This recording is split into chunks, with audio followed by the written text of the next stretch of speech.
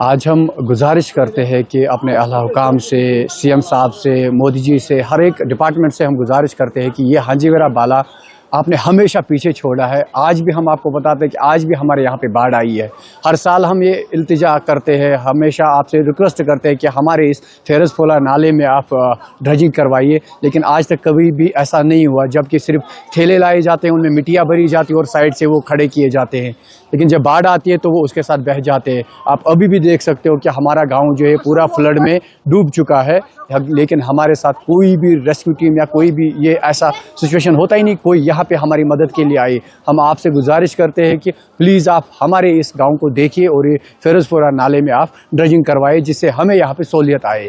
میں ڈپارٹمنٹ کی طرف سے آلریڈی ایک وارننگ جاری کی گئی تھی، آرنج الرٹ کیا گیا تھا.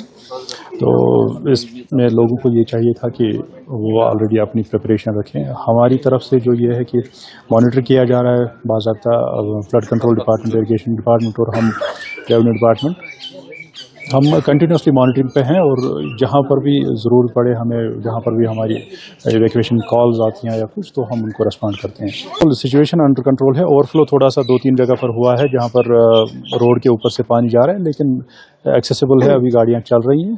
تو ابھی دیکھتے ہیں کہ اگر موسم میں بہتری ہوئی تو انشاءاللہ اور سچویشن بہتر ہو جائے گی. سر، جو ایڈوائزری جاری کی گئی ہے لوگوں کے لیے، تو کیا میسیج رہے گی؟ تو یہ میسیج رہے گی کہ جو ندی نالے ہیں ان کے پاس وینچر نہ کریں، ندی نالوں سے دور رہیں. دیکھیں پانی کا گش کب آ جائے، تیز بہاؤ، پہاڑوں سے اچانک سے پانی آ جاتا ہے. تو بہتر ہے کہ فی الحال دور رہیں، جہاں پر ندی نالے ہیں وہاں سے دور رہیں. یہ ان کی سیفٹی کے لیے بہتر ہے.